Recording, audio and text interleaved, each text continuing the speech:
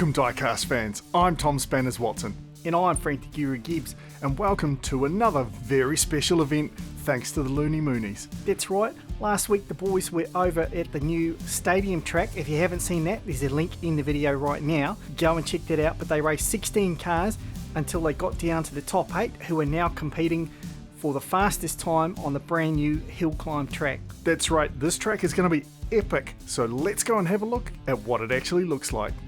Okay, so to start, you drop down into the cowshed, then you head up through Possum Hill into the U-bend, through the cave, over the old railway bridge, straight into the hairpin, and then it's the run down on through the forestry. Now this is going to be the toughest part with all of those curves.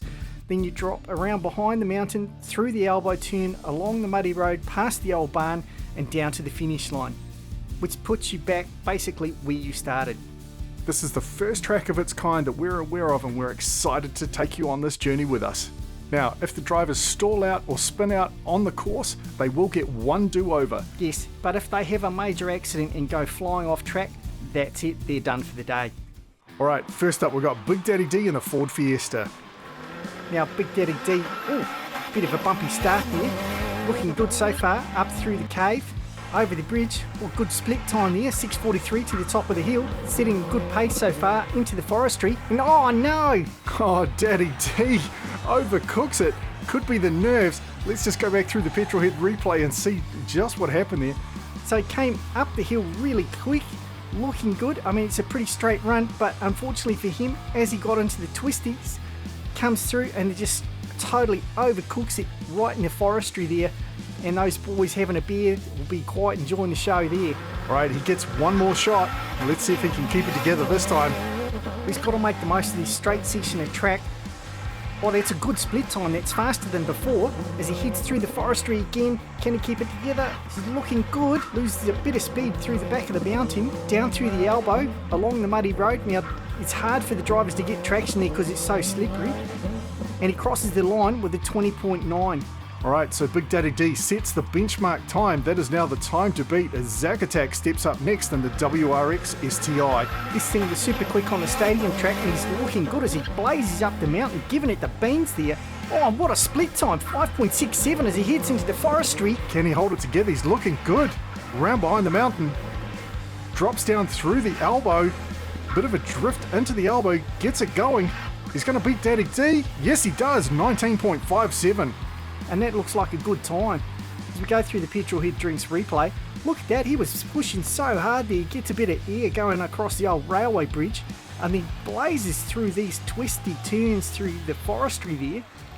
Bit of a drift into the elbow, sets a brilliant time, 19.57.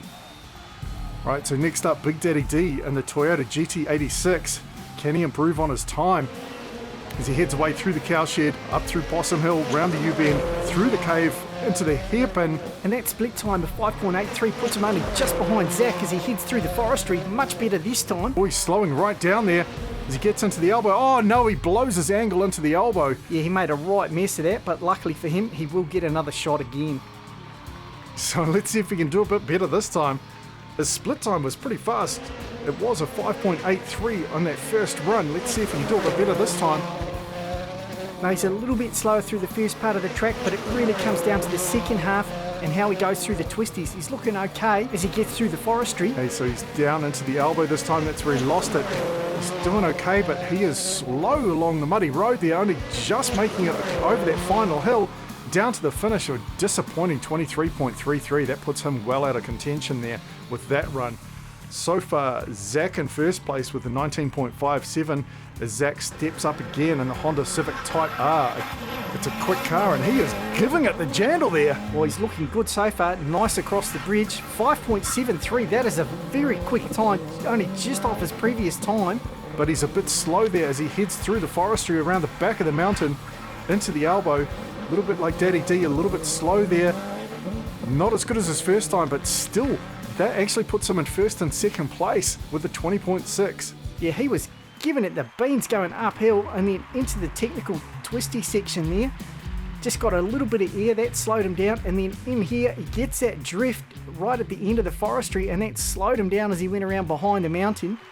and that really just cost him that extra second. So he posts another respectable time at 20.6 and still holds the lead with his 19.57. Next up, it's Traffic Hazard Travis in the AUDI Quattro.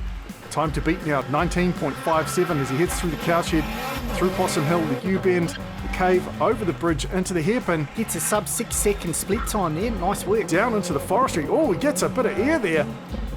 Slows down as he heads around behind the mountain. Yeah, a lot of drivers seem to be having trouble with that technical section.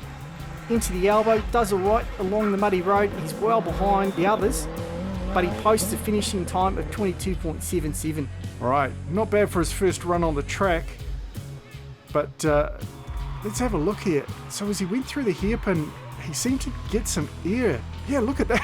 He lifts the nose of his car up, and then down here as well, bounces off the side of the track. Yeah, it's like he must have caught a rock or something there, just threw him sideways, and that scrubbed off quite a bit of his speed. And then look at this, he just like dawdles around the corner and only really just made it to the finish line. So he was a bit quicker than Daddy D's 23.33, but now it's Levi the Legend in his only run tonight in the NISSAN SKYLINE. This car proved very solid on the stadium track. I'm looking forward to seeing how he goes with the mountain. He's through the cowshed like a rocket as he blazes up the mountain. He's right on pace with Zach's fastest run with that 5.67 split time. As he heads through the forestry, he slows right down in behind the mountain. Oh, is he stalled out? No, he's still going. Gets an okay line there, but he is just crawling. Looks like he's having some engine trouble as he crosses the line for a 22.1. Not a particularly quick time for Levi, but it does put him about midway in the field.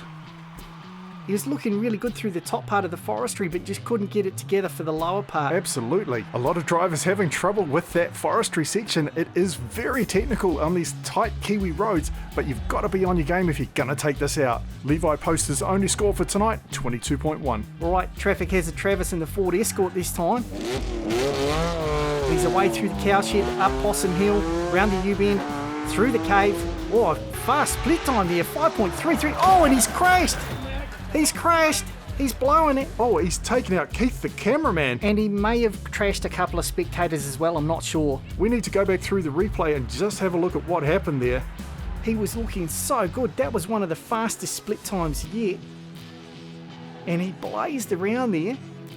Gets a bit bouncy through there and then comes down and just goes wide up on the side, bounces off the rock and totally nails Keith, the cameraman. That is going to leave a mark. That high-vis vest probably wasn't doing much. Oh, no, actually, mate, Keith wears a bulletproof vest, not a high-vis vest. He wears a what? Yeah. He said it's too dangerous at the canyon not to. So, lucky for him, that bulletproof vest probably saved his life. Well, I don't know that bulletproof vests do anything against cars, but sure, let's go with that. I mean, he took quite a hit there, right in the back, didn't even see it coming. But thanks to that vest, he's going to be able to get back up and carry on so we don't miss a thing. Has he lost a hand? No, I'm sure he's fine, mate. Dude, his hand's attached to the camera and he's not. It's just a scratch. We're going to let Travis go again. Seeing he wasn't really off track, he was still on his wheels. And he's away this time. Let's see if he can not take out any spectators or cameramen. Another solid split time there. Gets through the first section okay, through the forest. Oh, he's actually looking really good here.